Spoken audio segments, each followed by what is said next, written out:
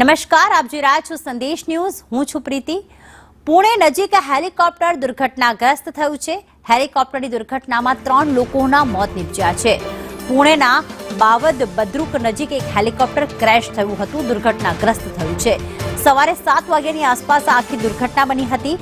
Oxford golf ક્લબથી ઉડાન ભર્યા બાદ ક્રેશ થયું હતું હેલિકોપ્ટર. ભારે ધુમ્મસના કારણે દુર્ઘટના સર્જાઈ હોવાનું અનુમાન. ઇમરજન્સી સેવાઓ સ્થળ પર પહોંચી ગઈ છે. હાલ રેસ્ક્યુ ઓપરેશન ચાલી રહ્યું છે. હેલિકોપ્ટર કઈ રીતે ક્રેશ થયું તેની પર તપાસ થઈ રહી છે. નાગરિક ઉડ્ડયન વિભાગ અને પિંપરી ચિંચવાડ પોલીસે હાલમાં તપાસ હાથ ધરી છે. તો પુણે નજીક એક હેલિકોપ્ટર ક્રેશ થવાની ઘટના બની હતી, જેમાં 3 લોકોના મોત થયાના અહેવાલ પ્રાપ્ત થઈ રહ્યા છે. જે આ આખી દુર્ઘટના બની છે તે સવારે 7 વાગ્યાની આસપાસ બની હતી અને કઈ રીતે આખી જે દુર્ઘટના બની છે તેની તપાસ કરવામાં આવી રહી છે.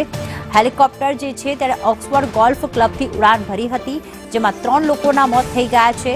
હવે આ 3 લોકો કોણ હતા તે પણ તપાસ કરવામાં આવશે. હેલિકોપ્ટર દુર્ઘટનામાં 3 લોકોના મોત થયા છે.